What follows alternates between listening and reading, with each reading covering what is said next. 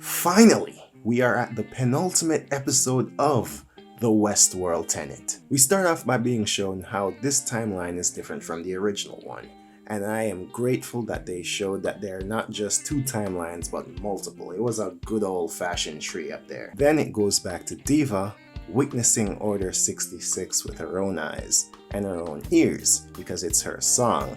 And I knew she had something to do with it somehow. I'm still not clear how. I didn't realize it last episode that it was her song, which it was. Diva tries to defend the few humans that are still alive in the park, but that doesn't go well for her. Matsumoto shows up and tries to defend Diva before confirming that she wasn't infected. But this does play out like a zombie apocalypse thing, doesn't it? Then Matsumoto confirms that the mission that took place over the course of the entire show was a failure.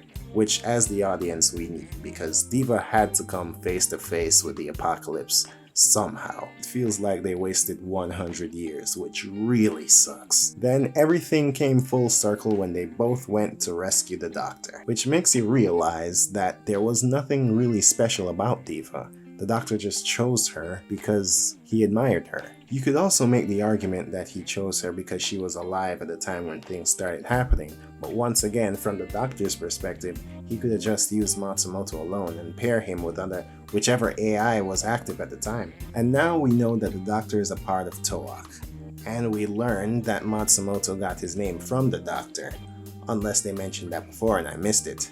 But I'm gonna keep calling him the doctor and keep calling Matsumoto Matsumoto, since Matsumoto said that himself, and I was already doing it. And they meet up with the current leader of Toak, Kakitani's granddaughter, and Elizabeth's there. How? I'll let her explain. My wireless backup unit saves a copy of me every day. So, if my body gets killed, big whoop. I just download into another body. I'm immortal, baby! However, she has no memories of anything that happened in the space hotel. This character just keeps losing her memories. Also, this is a faction of Toak that believes in the coexistence of humans and AI. How does that happen? Why would such a faction even join Toak in the first place when their original goal was to stop the progress of AIs? It happened in the transfer of power from grandfather to granddaughter. She believes in the coexistence of AI and humans. She also believes that Kakitani changed his beliefs to a moderate belief. I don't believe that, but that's what she believes. She used the already existing infrastructure of Toak to recruit more like-minded people, more moderate people that also believes in coexistence. Kind of like a progressive running as a Democrat. So everyone tries to put their head together and figure out what the hell is going on. And their biggest clue is Diva and Elizabeth, because they're not behaving like murderous psychopaths just yet. And they got their answer. It's the updates. AIs get regular updates, it seems, just like phones. And no one in Toke dared to update Elizabeth because they're terrorists. Of course, bad updates ruin the world. It's always the updates. So the Arayashiki is the culprit. And for some of you that don't remember, it's the giant tower they use to measure the progress of AIs. The structure you always see at the end of the openings. It went all Skynet on us, which I'm sure most people predicted. Well, everyone predicted it at the start. We didn't know where the Skynet core was, but we figured machines just got tired of our shit. The biggest mystery right now is Diva, because I'm sure she got the regular updates like everyone else. So how is she not affected? And still, why are they using her songs? We're obviously gonna get an answer for that one. So now we can get into some concepts I wanted to explore. The whole idea of the doctor sending Matsumoto back in time, the science of that was glossed over. They said he turned him into Data and sent Data back in times, but I still don't know how. Magic, science, whatever.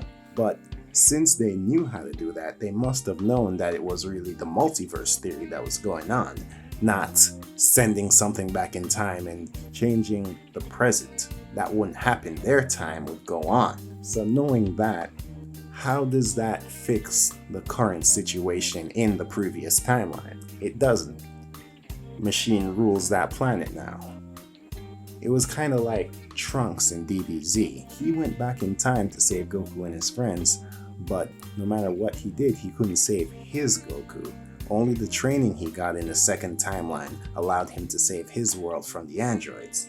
But this Matsumoto didn't get anything to save the original timeline. So the original timeline is doomed. So I'm guessing the doctor from the original timeline is just a noble person that wanted to save a second timeline, even though his timeline is doomed. If you take out the moral and existential dilemmas, I love how they handle time travel in this show.